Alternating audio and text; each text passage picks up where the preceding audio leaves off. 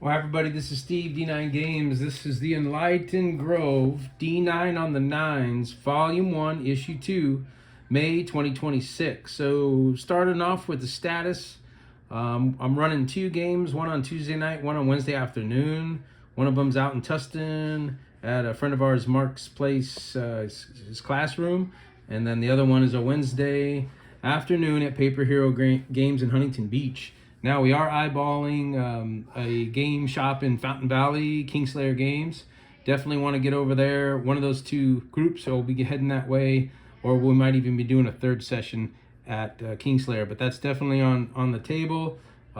We are one of our prototype books we auctioned off and donated the money to an animal shelter, so we're going to be cutting a video on that one soon. We're able to ship that out to Casey Marks, YouTube follower of Jim Game Methuselah and myself. So that's pretty cool.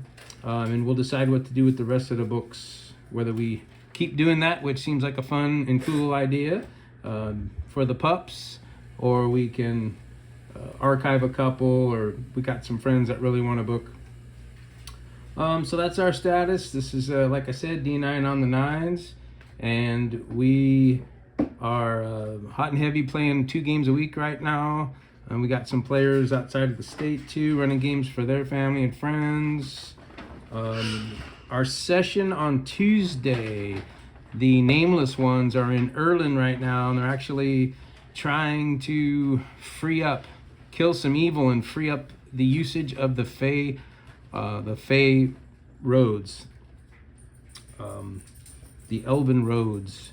So there's an evil that's causing a disturbance with that. So that seems to be an issue, and that's what they're working on. They do want to get back to Mabin, who's on his deathbed right now. I believe the elves are trying to keep him alive until the nameless ones can get back there with some elven magic of their own. So Wednesday, same time period, like I mentioned on one of my last videos. It makes it easy and fun to use the same time period. We have our younger, lower level group coming out of Hoden Bay and in Timber Sprout right now. They just helped negotiate a mini peace treaty with a mad mage, or the apprentice of a mage, who thought he was doing good, but he's actually stepping over the bounds by capturing Hoden Bay villagers. So that's what's happening on Wednesday right now. Some of the new enlightenments we have, well, in our Wednesday game, we had an out of combat healing was enlightened. So we're waiting and excited to see what our players going to decide to do with that. Whether they add some range to their healing, or whether they add another tier, which is normally what you do when you enlighten healing.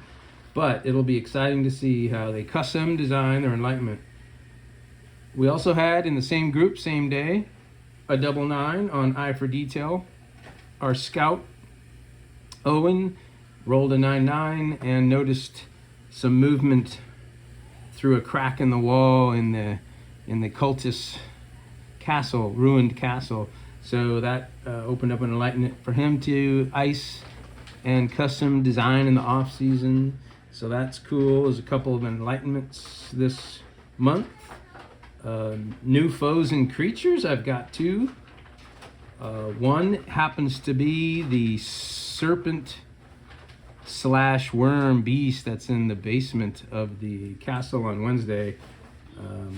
They've seen some signs where they've heard some growls in a pit that hint to the monster. They've seen some scratchings on a wall where the monster's trying to escape. So that's our beast there. And I'm running this beast many levels above the party and throwing lots of hints that it's there and it's dangerous and it's deadly. So I thought that would be kind of cool. I always like to live on the edge with that. TPK right around just about every corner.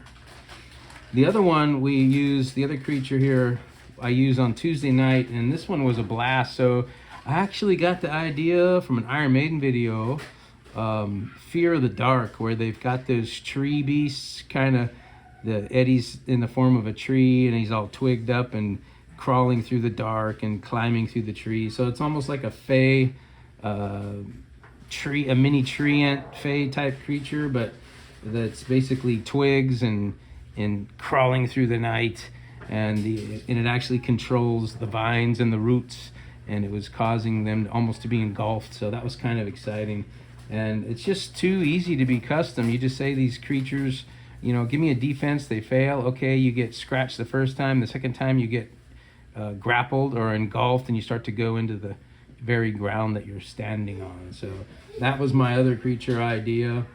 For encounter ideas, it looks like I have one here.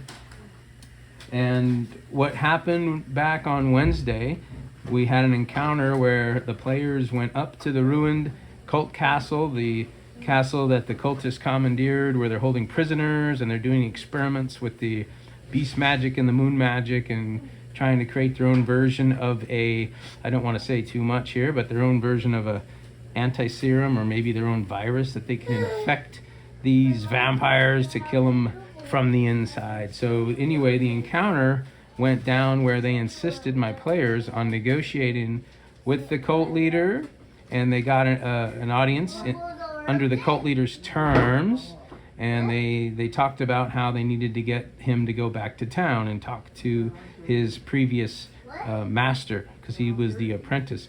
Meanwhile, though, another part of the party was grapple hooking up over the wall and searching through the upper level of the castle. And this is also where the beast was, in the basement. Long story short, too late, I know, but the tracks that they'd seen clearly in the moat, in the dried up but muddy still moat, were like little dragon feet, which are, I guess, similar to kobolds. But I put a timer, I rolled it, I believe I rolled an 8. I always divide my D9 by 2 to come up with an amount of rounds. So in 4 rounds, these kobolds who are being summoned magically by the cult leader. And so they're going to come in the front door and almost kind of surround the party.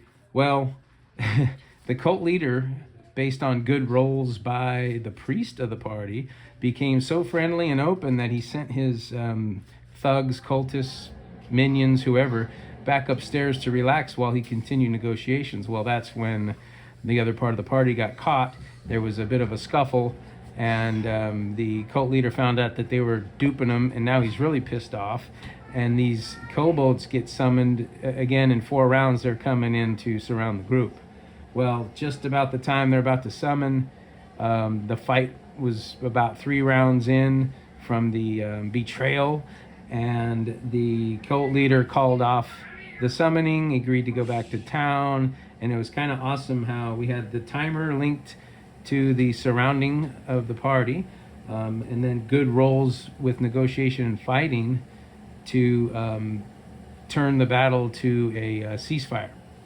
Now, one other thing that happened during this encounter, there's a lot going on, but our fighter rolled a leadership roll to gain fighters to help him on this adventure. So we had 5 level 3 fighters, and the party's level 2, so this was actually a major buff. He must have rolled really good on his leadership roll, but 2 of them died in battle to these cult followers. Well, now back in town, when they're talking to Eliezra, which is the apprentice's master, and word gets out that 2 of these fighters died, next time he tries to roll a leadership roll to influence and gain followers, it's going to be at 2 degrees of difficulty, at least if he tries to do this in Hoden Bay.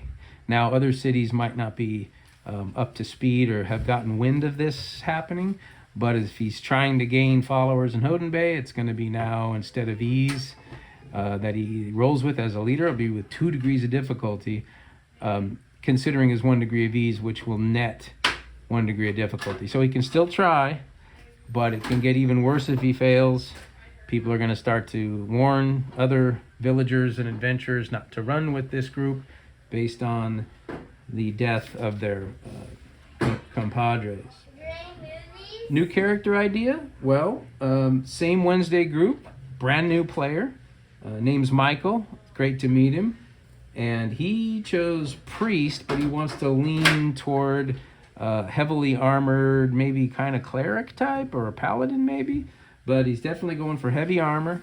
He's going to take like a guard type role, but bless the party instead of fight generally. So that's kind of new. It's a new twist. It's not really a cleric, not really a druid, more of kind of like a paladin type. But again, Enlightened's all about custom design, and that's the new custom character design of the month of May. Any new mechanics? No. We're pretty much iced. We haven't come up with anything else. I mentioned, I think it was the last Enlightened Grove, or it could have been a side video where I talked about different degrees of success and different degrees of failure. So that wouldn't be new. And then for hot topic to round and close this video off, watching some videos on the YouTubes and coming across prep versus improv and dice rolls versus a table on the fly. So too much detailed prep can be a problem. It's gonna force you into improv too much if you have too much detailed prep.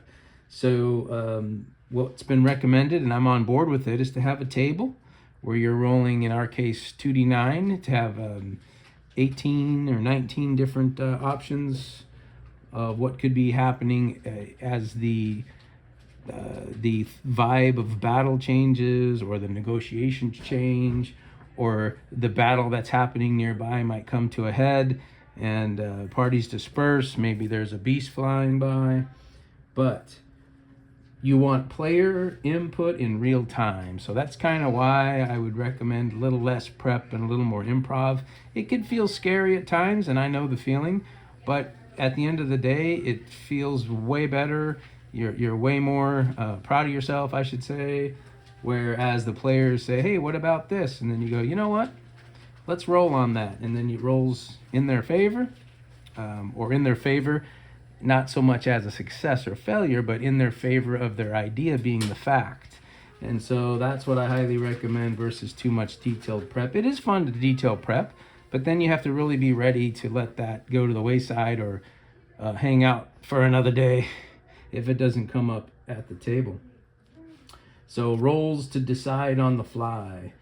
And the GMs have more fun that way anyway. I don't want to go into a session knowing every last detail and everything they're going to find, and pretty much reading my own book, if you will. I don't want any of that. I just like to keep it loose, but then it still has some validity. So you've got politics and what's going on in the north, what's going on in the south, east, west, and so you're flexible in that manner, but you're going to roll at the table to see maybe how quickly something's going down or how slowly something's going down. So that's why you want to do those 2d9 rolls to determine the sway. So that way your world is predictable, wild, and unknown at the same time. So it's kind of a handful, I know, but that's just my take on one of the hottest topics out there right now, of being too detail prepared versus staying a little bit loose. You got to have some prep. You got to have your bullet points. You got to know what's going on in all directions, and what's happening out here in general, and who resides in this neck of the woods, and what the season is. Is it cold? Is everybody, hunkering down for the long winter, stuff like that. So that's all I have for issue number 2, volume 1. Till next year, it'll be volume 2, right? May 2026, Enlightened Grove. Hope everybody's doing great. Thanks again for any comments and all the love with our auction. That was cool. And until next time, peace.